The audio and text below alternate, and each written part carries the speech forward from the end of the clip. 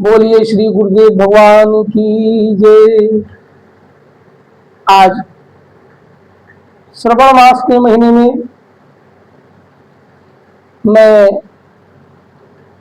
आपको माता पार्वती की एक छोटी सी कथा सुनाता हूँ, जिस कथा को सुनने से आपके घर में मांगलिक कार्य होने लगेंगे, आपकी चिंताएं मुक्त होने लगेंगी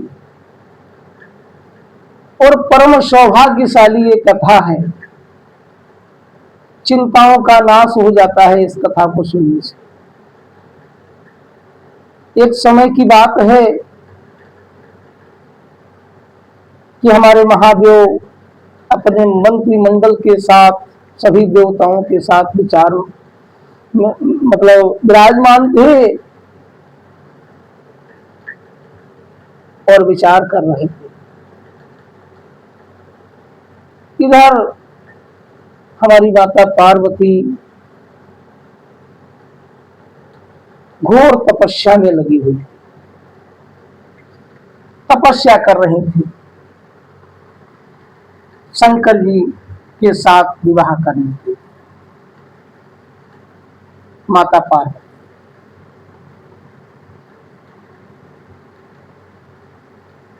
भगवान भोलेनाथ जैसे आप कोई तपस्या करते हैं तो वो सुनते हैं ना, इसी प्रकार से उनको हलचल हो रही थी। सप्त ऋषियों को बुला करके कहा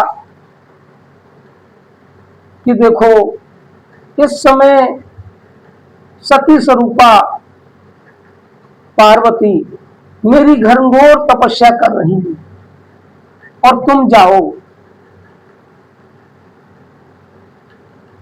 तुम उनको मेरे बारे में बताओ और उनसे बोलो, और जो भी बोलना वो यही बोलना कि भोलेनाथ से विवाह करके तुम कभी सुखी नहीं रह सकते। वो अवगणदानी है, भूत प्रेतों का साथ करते हैं, शमशान में रहते हैं। तुम सुंदर नारी हो, इनके साथ विवाह करने से तुम्हारा कोई मतलब नहीं। सप्तऋषि बड़े संकोचित हुए, क्योंकि वो भी तो जानते थे। लेकिन अब महादेव की आज्ञा को नहीं टाल पाए, संकुचित भाव से कहा कि ठीक है महाराज, हम जाते हैं। सप्तऋषि भगवान भोलेनाथ की आज्ञा पाकर के चले और वहां माता पार्वती घोर तपस्या कर रही थी अपनी सखी के साथ। जैसे ही उन्होंने सप्तऋषियों को देखा, प्रणाम किया, आदर भाव से बुलाया और पूछा, महाराज किस लिए आगमन हुआ है? सप्तऋषियों ने बताया कि मैं अपनी सुतहा इच्छा से आपसे मिलने आया हूं और आपकी तपस्या का कारण जानना चाहता हूं कि हे देवी, इस निराहार वन में किस लिए तपस्या कर रही? क्या तुम्हारी तपस्या का कारण है? मां भगवती आदि शक्ति जगन जननी जगदम्बा माता पार्वती कहने लगी कि सप्तऋषियों, यदि तुम सच्चे मन और भाव से मेरा कारण पूछना चाहते हो तो मेरा कारण ये है और मेरी तपस्या करने का उद्देश्य ये है कि मैं भगवान महादेव से विवाह करना चाहती हूं। सप्तऋषियों ने कहा, देवी, तुमने ये विचार तो जरूर किया है, लेकिन ये तुम्हारा विचार मेरे समझ में आता नहीं, क्योंकि जिनकी तुम बात कर रहे हो उनसे मैं बहुत अच्छी तरह परिचित हूं।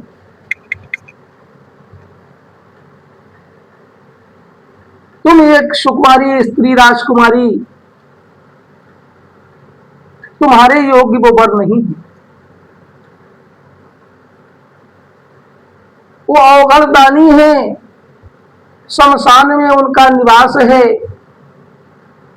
और वस्त्रों की जगह वो बागंबर पहनते हैं और हाथी की खाल ओढ़ते हैं, मुंडों की माला को धारण करते हैं, चिता की भस्म का त्रिपुंड लगाते हैं और भूतों के साथ रहते हैं, शमशान में निवास करते हैं। ऐसे व्यक्ति के साथ कैसे तुम रहोगे, कैसे तुम्हारा जीवन सफल होगा। दूसरी बात यह है कि उनको काम भक्ति से कोई मतलब नहीं है, वो निराकार अकेले रहते हैं। अपना विचार बदल दो, मैं तो यही कहूंगा, बाकी आपकी मर्जी है। माता पार्वती तो सब समझ रही थी। कहते नहीं है कि विश्वास बहुत बड़ी चीज होती है। तपस्या अडिग थी,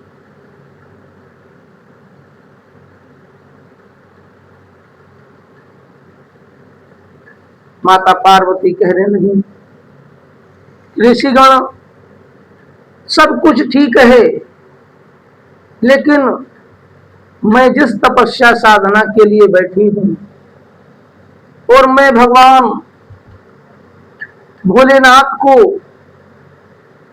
अपने पति के रूप में स्वीकार कर चुकी हूं। अब जो भी है जैसा है ठीक है, लेकिन आप उनके बारे में कुछ नहीं जानते। आपने जो बोला है कि मैं उनके बारे में सब जानता हूं, कुछ नहीं आप जानते। वो सदा शिव हैं, भक्तों के कल्याण के लिए समय समय पर भेष धारण किया करते हैं। आप कुछ नहीं जानते और मैं आदर सम्मान के साथ आपका आदर करती हूं। आप ऐसा विचार दोबारा मेरे साथ प्रकट ना करें। सती माता क्रोधित हो, सप्त ऋषि वहां से चले आए।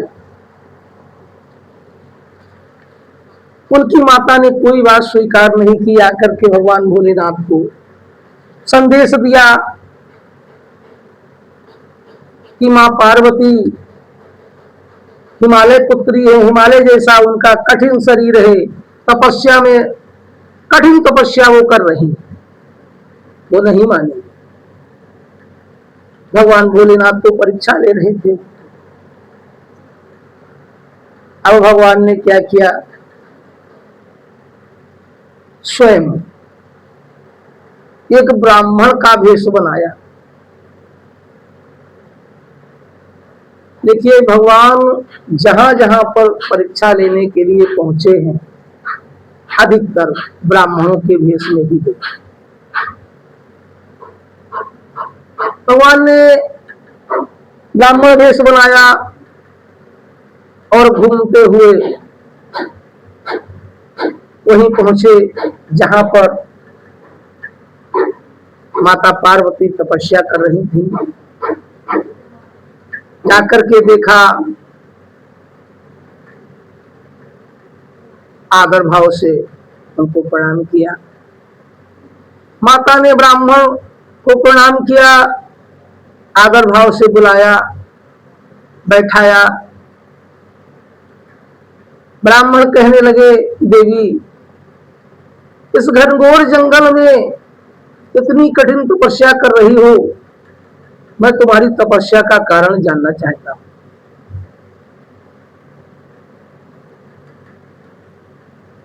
मां भगवती ने कहा कि अभी सप्त ऋषि कुछ समय पहले आए थे, अब ये ब्राह्मण आए हैं, चलो हम तो सत्य ही बोलेंगे। उन्होंने कहा कि ब्राह्मण देव आप तो सब कुछ जानते हैं, मैं अपनी कामना के लिए तपस्या कर रही हूं और इस तपस्या का कारण मेरी सखी बताई।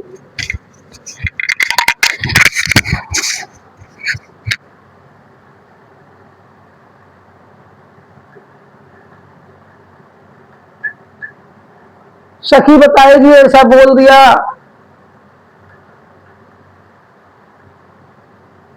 मां पार्वती की सखी ने पूरा वृत्तांत बताया कि पार्वती इस समय 3000 वर्षों से इस कठिन तपस्या में बैठी हुई हैं और वो भगवान महादेव को अपने पति के रूप में स्वीकार करना चाहती, उनसे विवाह करना चाहती हैं।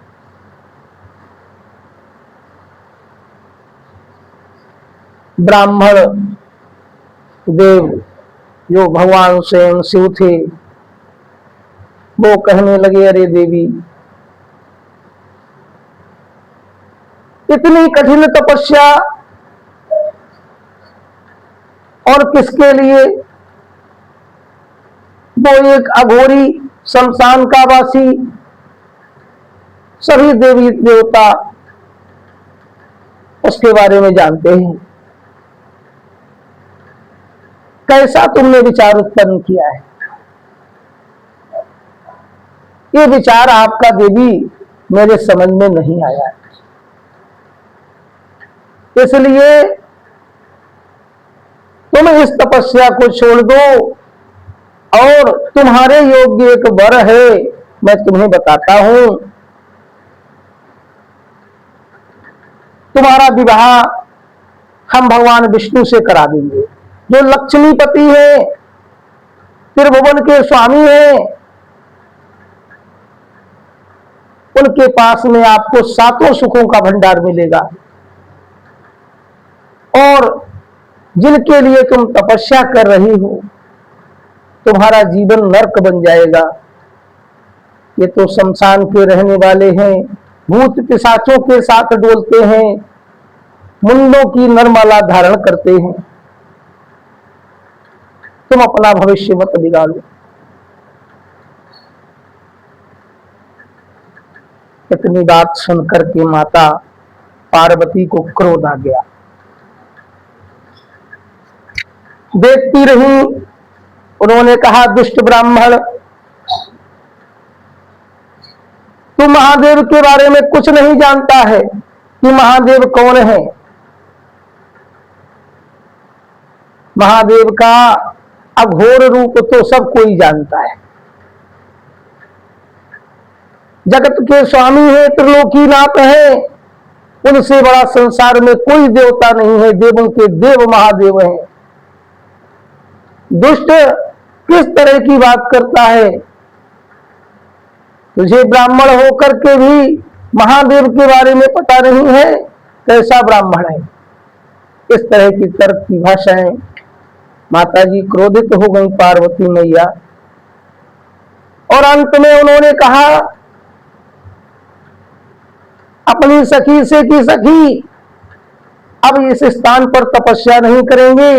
जो भगवान शिव का द्रोही हो, भगवान शिव की तो बुराई करना तो दूर रहा, उनकी बुराई तो सुनना भी पाप है। इस ब्राह्मण ने ऐसे निर्लज्ज वचन बोले हैं जो मुझसे सह नहीं जाते। अब दूसरे स्थान पर चलकर भी तपस्या करेंगे। भगवान भोलेनाथ समझ गए कि देवी पार्वती नहीं मानेंगी, समझ गए। सती वो मां पार्वती क्रोधित हो गई, सती स्वरूपा पार्वती क्रोधित हो गई। तब हमारे भगवान भोलेनाथ प्रसन्न हुए और उन्होंने अपना वही रूप माता पार्वती को दिखाया है जिस रूप की मां पार्वती तपस्या करती थी। और मां पार्वती का हाथ पकड़ लिया, बोले कहां जाओगी? तो माता पार्वती बड़ी शर्मिंदगी से अपना सर नीचे करके अब क्या जवाब दें, परीक्षा ही तो है। भगवान भोलेनाथ ने कहा, देवी मैं तुम्हारी तपस्या से प्रसन्न हूं, तुम मेरे साथ कैलाश चलो। माता पार्वती कहने लगी कि ऐसे कैसे कैलाश चले, तपस्या की है इसका मतलब ये थोड़ी है। अब आप मेरी तपस्या से यदि प्रसन्न हो तो मुझे एक वरदान और दे। भगवान भोलेनाथ कहने लगे, क्या? बोले तुम मेरे पिता हिमाचल से कहो मेरे विवाह के लिए। भगवान शंकर ने कहा कि नहीं, ये नहीं हो सकता। मैं क्यों कहूंगा अपने विवाह के लिए, स्वयं मैं क्यों कहूंगा भाई। लेकिन माता पार्वती की बात को मान करके और उनको आशीर्वाद दे करके भगवान भोलेनाथ अपने कैलाश पर चले गए। ये कथा जो भी सुनेगा उसको मन वांछित पति प्राप्त होगा। प्रथम बात तो ये है, जो भी हमारी कन्याएं हैं इनका अभी विवाह नहीं हुआ है, वो यदि इस कथा को सुनेंगी श्रावण के महीने में तो उन्हें निश्चित ही मनवांछित पति फल प्राप्त होगा। और जिनका विवाह हो गया है वो अगर माताएं बहनें सुनेंगी तो उनके घर में हमेशा के लिए प्रेम और सद्भावनाएं उत्पन्न होंगी, पति पत्नी के झगड़े समाप्त हो जाएंगे और धन का आवागमन शुरू हो जाएगा। जय हो बाबा महादेव, जय हो मां पार्वती, जय जय गुरुदेव भगवान, जय मां बगलामुखी।